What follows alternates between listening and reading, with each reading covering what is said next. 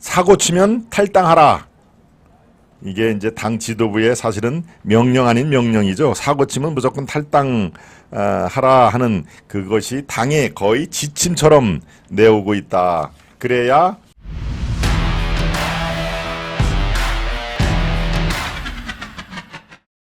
네, 민주당 사고 치면 탈당한다. 이게 지금 벌써 한두 번이 아니죠. 거의 지금 스테레오 타입으로 늘상 사고 치면은 탈당을 하고 또 사고 치면 또 탈당을 하고 이런 것들이 지금 이어지고 있습니다. 먼저 돈봉투 사건, 이거는 뭐 말씀드릴 필요가 없죠. 송영길부터 탈당을 했고 또 여기에 관여가 된, 그리고 구속영장이 청구가 된 윤관석, 이성만 모조리 다 탈당을 했습니다. 그리고 코인 하면은 대한민국의 코인의 제1인자라고 하죠. 코인에 하면 거의 대명사처럼 돼 있는 김남국도 탈당을 하고 지금 강원도 모처에 지금 피신했다는 거 아닙니까? 예, 혼자 있지는 않겠죠. 항상 뭐 이 대책 회의를 이제 하려고 사람도 더 자기 있는 곳으로 이렇게 불러서 대책을 논의하기도 하고 또 전화도 하고 아마 지금 더 분주하고 글쎄요, 잠을 잘 못 잘 것 같습니다. 통상적으로 건강한 상식을 갖고 있으면은 지금 뭐 잠이 제대로 오겠나요? 또 하나가 있습니다. 성추행. 어제하고 그저께 일부를 제가 말씀을 드렸는데요. 성추행 사건이 지금 민주당을 또 서서히 이렇게 달구고 있습니다. 야, 이게 정말 이 엎친 데 덮친 격이라고, 정말 지금 이 엄중한 민주당 그 총체적 남국이라는 얘기도 했죠. 원래는 총체적인 난국, 어려울 난자의 난국인데 난자와 남국이 이 발음이 비슷하니까 제가 한 일주일 전에 총체적 남국이라고 제가 얘기를 했는데 어제 그저께부터 이 네거리 같은 데 보면은 이 총체적 남국 민주당 이렇게 그 플랜카드가 써 있는 거 아마 여러분들 보실 겁니다. 그게 국민의힘에서 이 중앙당에서 이제 이렇게 플래카드에 문구를 넣어라라고 이 하달이 됐다는데요.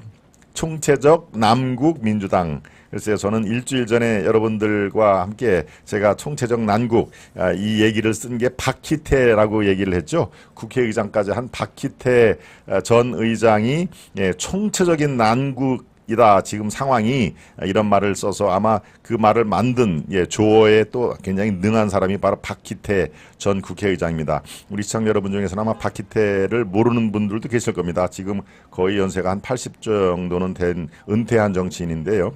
그런데 일주일 뒤에 아니나 다를까 총체적인 남국이라고 플랜카드가 이렇게 그 걸리는 걸 보니까 글쎄요, 제가 30년 기자 생활을 그래도 이렇게 그 가방만 들고 왔다 갔다 이렇게 하지는 않았다. 항상 이렇게 뭔가 사물을 보는 그 시각이라든가 또 거기서 뽑아내는 이렇게 실타래처럼 뽑아내는 어떤 그 워딩, 그때 여러분들에게 던지는 메시지 중에서 강력한 워딩 뭐 이런 것들을 이제 훈련을 많이 받았겠지 않겠습니까? 30년 기자 생활을 하면서. 그래서 제가 이렇게 기자 생활은 헛되게 아무 생각 없이 하지는 않았구나 하는 거 저 혼자 웃었습니다. 그 프랭카드 가는 곳마다 총체적 남국이라고. 아마 여러분들이 지금 이 얘기를 듣고 그런가? 그러면 동네 어디 가서 그러네. 동네 곳곳에 아파트 입구 곳곳에 아마 붙어 있을 겁니다. 맞아, 저거 참 김 박사가 일주일 전부터 저거 얘기를 했는데 이제 붙는구나. 별거는 아니지만 아무튼 그게 이 관심이 있으면 그런 게 보인다 하는 얘기입니다. 자, 이제 성추행 얘기, 지금 민주당의 엎친 데 덮친 격으로 지금 쓰나미가 몰려오는데요. 부천시의회 소속 박모 시의원이 저거 어제 그저께 이틀 전에 말씀을 드렸죠. 전남에서 열린 합동의전 연수 식사 자리에서 국민의힘 소속 여성 2명에게 부적절한 신체 접촉과 말을 잇따라 했다 이렇게 돼 있는데요. 이게 제가 화면으로 그거를 이렇게 상황을 보니까 정말 아주 세게 했더군요. 막 뒤에서 여자 시의원, 동료 시의원을 목덜미를 이렇게 잡아 끌고 막 이렇게 뭐 입을 맞추려고 했는지, 그러니까 싫다고 막 이렇게 하는데도 또 강하게 이렇게 얘기를 하고, 또 다른 그 시의원, 국민의힘의 시의원이 옆에 지나가는 사람을 또 어떻게 이렇게 신체 접촉을 하고, 글쎄요, 아무리 술이 많이 취했다 손치더라도 같은 동료 의원, 더더군다나 그 상대방은 국민의힘 소속의 시의원인데 저렇게 해서 탈이 안 날까.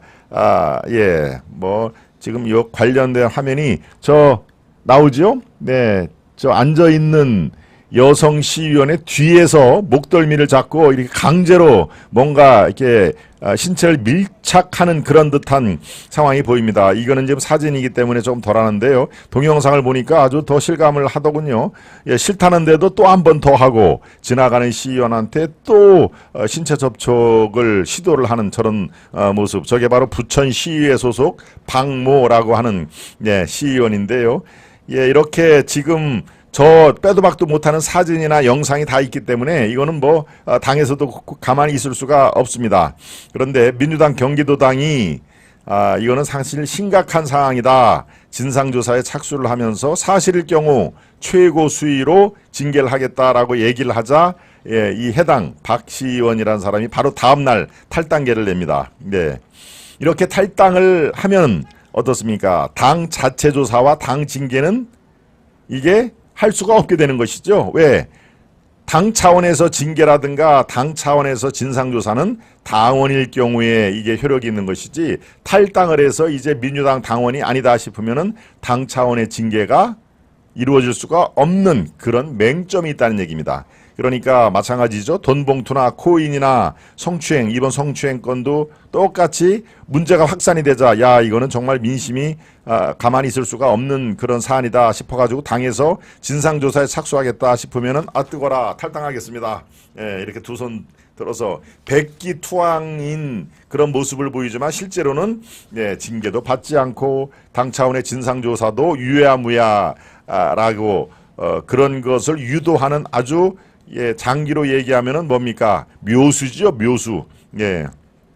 그래서 탈당이라는 것이 이게 말이 탈당이지, 소나기는 피해가자 싶은, 소나기가 와서 우산이 없으면 어떻습니까? 흠뻑 젖을 수밖에 없으니까 소나기가 오면 나무 밑으로 가서 일단 피하자라고 하는 그런 꼼수 중에 상꼼수다 하는 얘기가 여기저기서 나옵니다. 실제로 탈당을 했다가 이제 한 1년만 지나면은 이게 뭐 부천시의 시의원들이 성추행을 했느니 안 했느니, 예, 뭐 코인하고 돈봉투는 워낙 그 휘발성이 강하기 때문에 1년 뒤에도 잔상은 남아 있겠죠. 그렇지만 요 부천시의회 소속 뭐 이런 것까지 우리 유권자들이 다 기억을 하지는 못할 거 아닙니까? 그럼 뭐 6개월 뒤에 1년 뒤에 조용하면은 다시 또 슬쩍 복당을 하는 그런 이른바 슬쩍 복당이 지금까지 뭐 수십 건이 되는 상황이죠.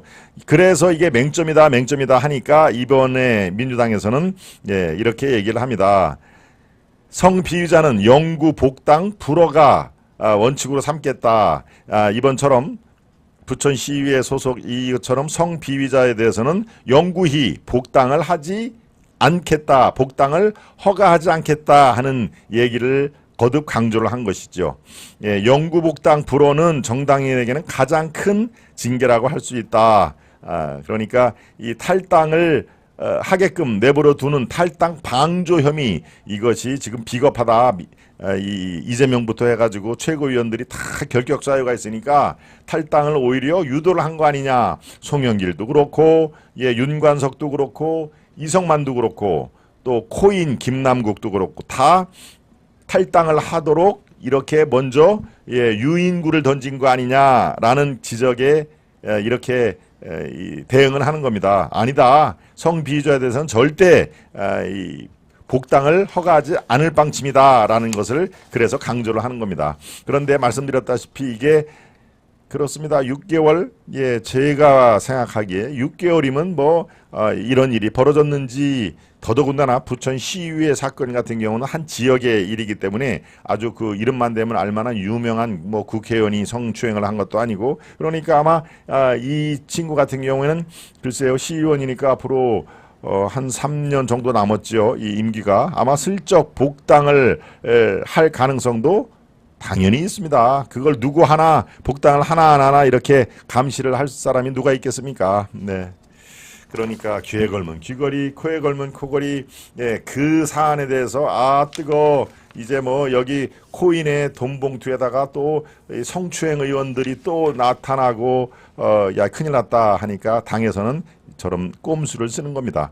예, 이 성추행 의혹은 부천 시의원뿐만 아니라 세종도 있죠. 세종은 예, 시의회 의장, 예, 민주당 소속의 시의회 의장도 마찬가지로 저런 그 성추행 의혹에 지금 예, 휩싸여 있어가지고 아마 시의회 의장직을 내려놨다 하는 걸로 제가 지금 파악하고 있는데 이래저래 민주당은 정말 그렇습니다. 성추행 이런 게 늘상 일상 있는 일이다가 보니 글쎄요. 그래서 2030들의 마음이 예, 안 떠나는 게 비정상 아니겠습니까? 약 한 15% 이른바 지지하는 사람들이 예, 지지를 철회를 한 상황인데요. 글쎄요. 지금 이 상황에서 예, 돈봉투 사건 지금 이슈 3에서 예, 다루겠지만 사안이 더 불거지고 돈을 수수한 받은 사람이 지금 약 한 10명 정도 된다는 거 아닙니까? 현역 의원들이 한 명씩 서울지검에